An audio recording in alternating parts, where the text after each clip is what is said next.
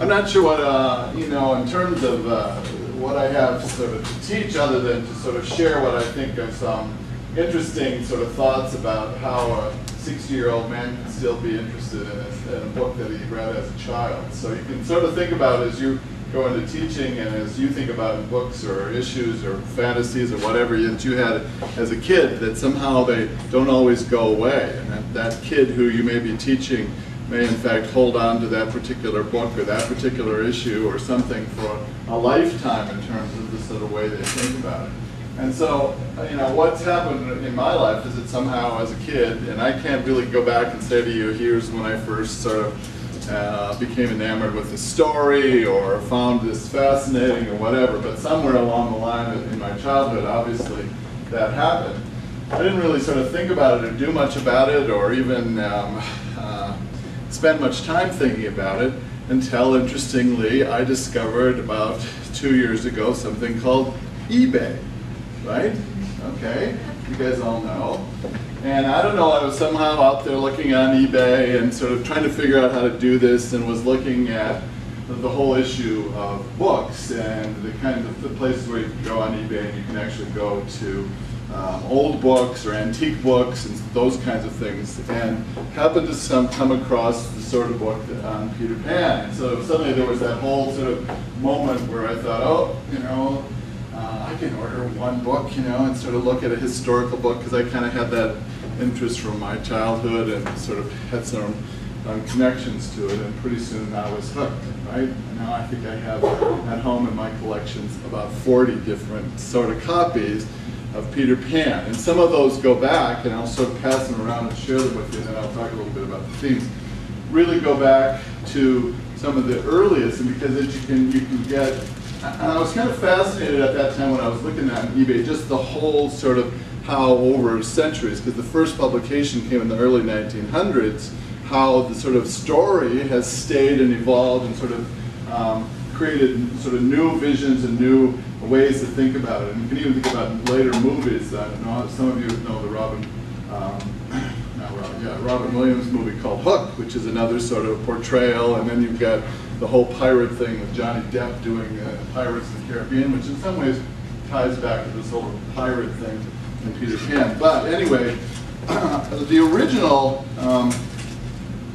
work that sort of led to Peter Pan was a book called The Little White Bird. I'm going to send this one around. These I've got in covers just because they are old, and they are, in fact, this one is probably the most valuable one, so I will make sure I leave with this one. So I know you'll just love to keep it, but just in case, I'll make sure that this one. This is, they started out with Whitebird, maybe you know this history, and then he sort of wrote a story, James Barrie did, and then that evolved, and then they ended up publishing what was called Peter and Wendy, which was another sort of precursor to the actual then story becoming Peter Pan. So this one actually is what's called a 5th printing of a 1st edition. So it's not as valuable, you know, in the sort of world of antique books and sort of books, the 1st editions are the most expensive, and you know, it depends on what condition they're in and all those kinds of things. But this is actually a 5th printing of a 1st edition, so it's pretty valuable, and it's in pretty good shape. So it was printed back in 1911, and I got it on eBay. I got hooked into the whole winning thing, which is not a good thing. And I sort of gave up the obsession fairly quickly, but I'll pass these around if you just want to take a look at them. And then the other thing that I sort of brought, and again, I didn't bring all 40 of the editions, sort of became fascinated with was not so much the story, because obviously the story is the same, but the illustrators and an incredible sort of variety of ways that different artists and different illustrators have sort of portrayed the characters and in such a different variety of ways. So I'll pass around again. You might get a kick out of just glancing at sort of you can put some back here, the ways in which different authors, and again I have sort of copies of them that are come from, I don't know, across the whole since 1911, I guess, in a variety of ways it was published. So, you know, from my perspective, just as one person, you know, what are the fantasies in Peter Pan that one as a child would get obviously hooked into? And there's one obvious that's very universal. almost every child has shared the issue of the fantasy to be able to fly, right?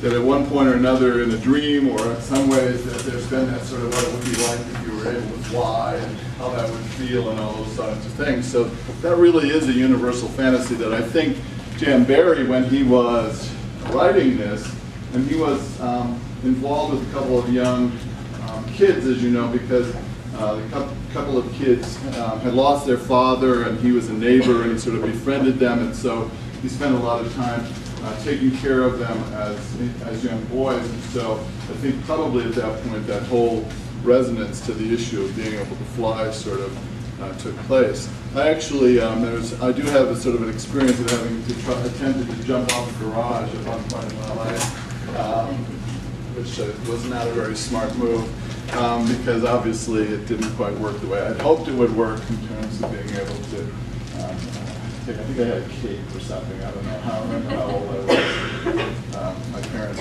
sort of tell that story. Neighbors tell that story. Then there are other sorts of themes that I think play out in this, as in a lot of even present day, which is the theme of sort of the embodiment of evil, which is of course who? Captain Hook, right? Captain Hook becomes that evil character that all of us sort of in various stories, or no matter whether you're talking Superman or Spider-Man or any variety of those places, there's always that character that's evil. Now, interestingly, Captain Hook, in a variety of different ways in which he's portrayed, became, in some cases, this real evil character, but in some cases also this kind of funny, what they called in the Old English, kind of a fob, which was kind of a funny caricature. It's kind of silly, sort of not really wicked or evil, but just kind of a funny character that sort of make fun of. And if you think, some of you have seen Pirates of the Caribbean or any of those that Johnny Depp plays, that kind of goofy pirate. I mean, he isn't exactly scary as a pirate, right? He's kind of an interesting character. And so that becomes also one portrayal. And in the play of Peter Pan, often that character is portrayed in that way, and not quite so evil as to be sort of scary for young kids, but more does portray the evil part of it.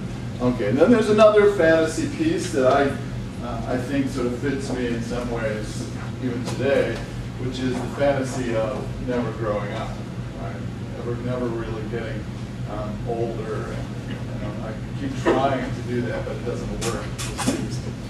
Age just seems to take over. Although, there are moments in my life that I won't share with you that I probably portray that never growing up. And my wife could tell you, he still doesn't know how to close a closet door or pick up jeans and put them on a hook or something. Those kinds of things that sort of that play into that. So there's the flying, there's the evil character, this Captain Hook. There are some other interesting themes in here. There is the jealousy sort of theme that kind of gets played out between Wendy and the little Tinkerbell that flies around and sprinkles the dust that makes him be able to fly.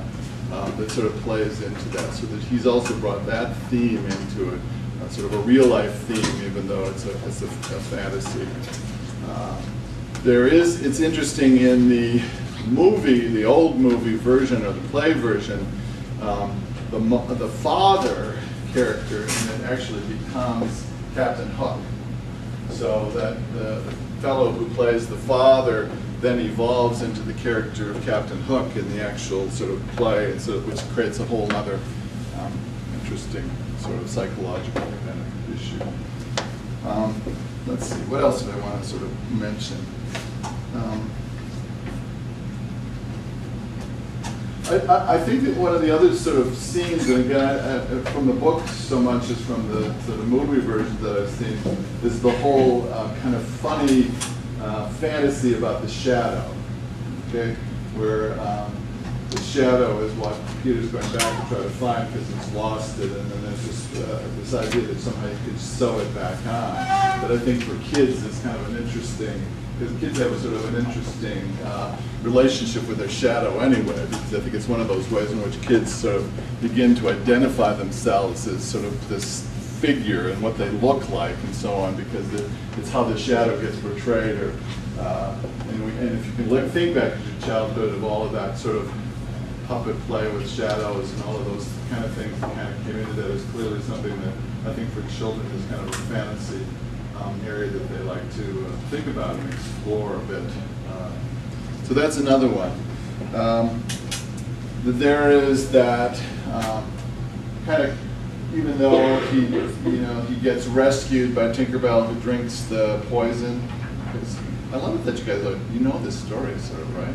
It's kind of wonderful this time around. And there's in the movie version, I don't think it's in the book actually, but in the movie version, the old movie version, how does Peter save Tinkerbell? Do you remember? Does anybody know this? This is kind of a weird thing.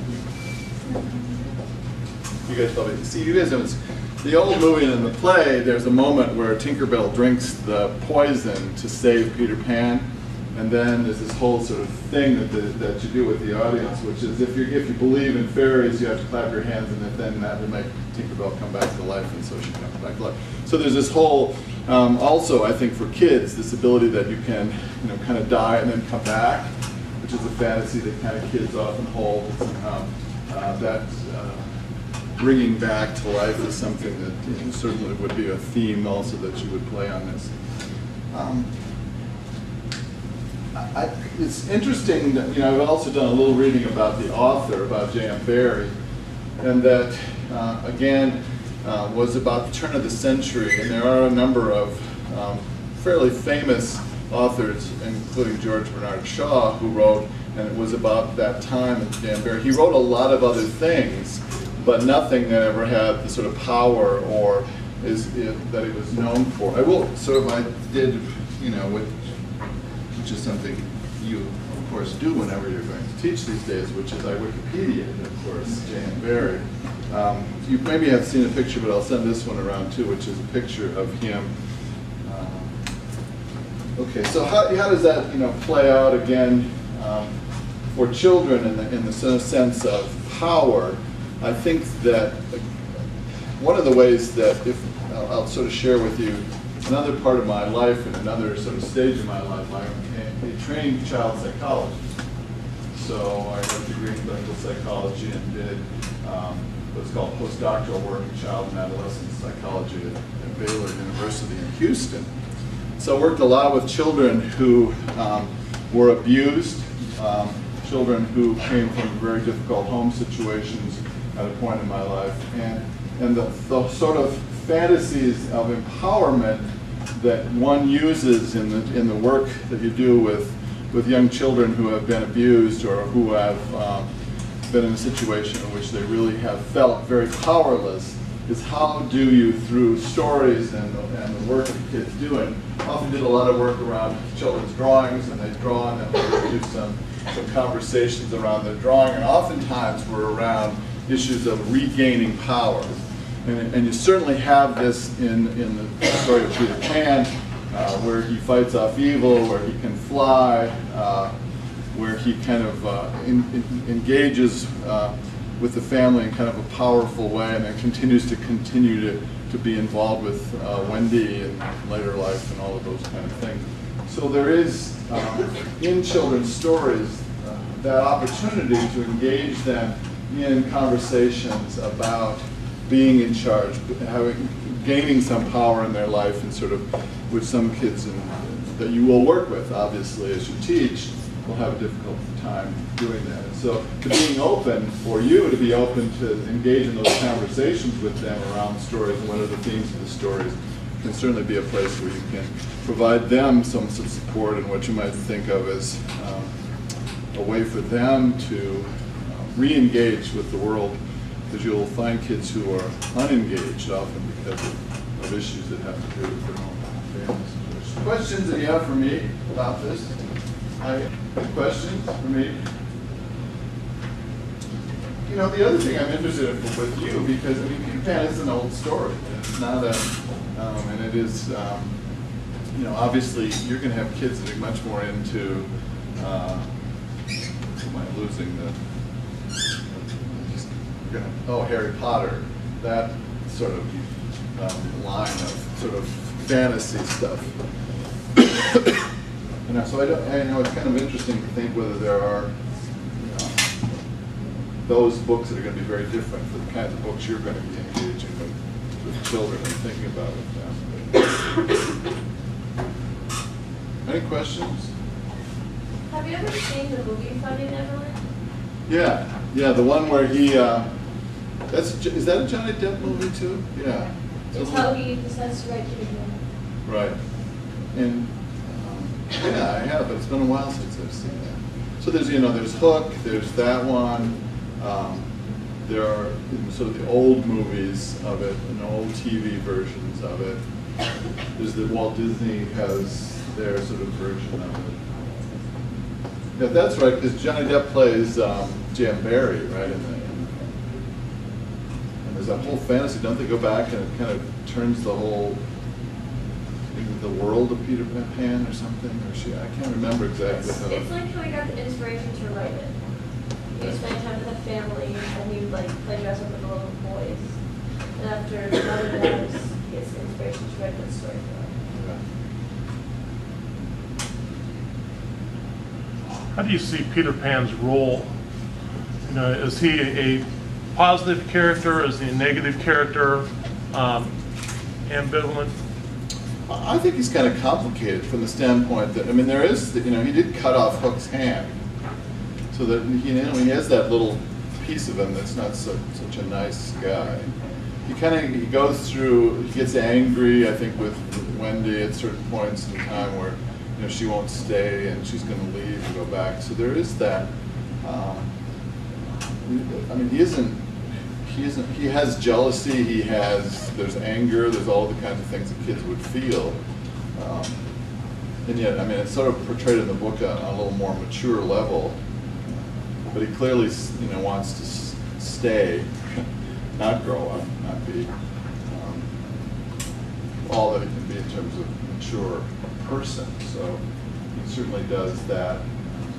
So I think he's kind of an interesting, sort of complicated, obviously the fun part of him being able to fly, and the heroic part of him of being able to fight off the pirates. And, the other thing I thought about was when I was thinking about this again this morning was, you get into the kind of writing of early century, or even not even early century, the portrayal of Native Americans in this is just horrible.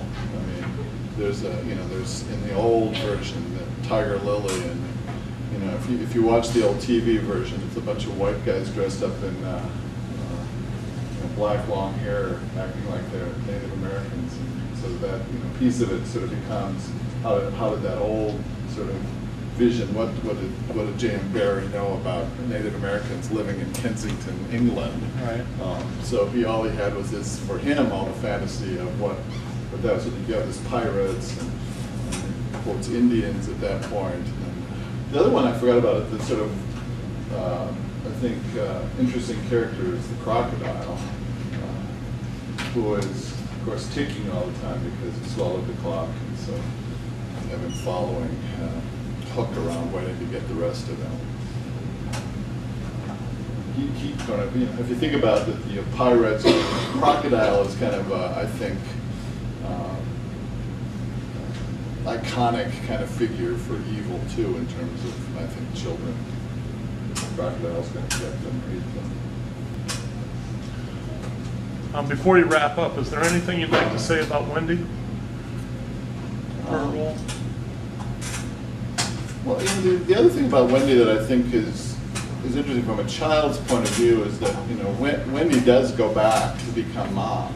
She even though she leaves for a while, she comes back, and I think that's the sort of stability of that parent figure, and stability of having a mother that will be back there, but has the ability to sort of move back and forth. I've thought about her so much. I have to go back and think about it. Yeah. Do you think there's a big difference between Walt Disney's version of Peter Pan and the actual story of Peter Pan? In the beginning when it started, do you think there's a big difference between the two? or? I think it's evolved a little bit, yeah. I mean, obviously, whenever Disney takes it up, they'll create, I think, a little less. I mean, I think in the old original version, I mean, I think cutting off a hand and all of that stuff is pretty much a part of what went on in the stories. And now Disney kind of takes that and changes that. But the basic issues, I mean, the basic issues of fantasy, the kid being able to fly, the pirate, as the sort of embodiment of evil, all of those things are still there. I have a couple copies of different versions of the Disney books too that I think are kind of fascinating. And then they did a whole series which are like taking it to a very young child, so that there's actual couple versions of it that are sort of written for like 3- and 4-year-old kids too. The story. Okay, thanks for giving me a chance to come talk. Kind of a group therapy session for me, talking about childhood and all of those kinds of things. All right, thank you very much for coming in.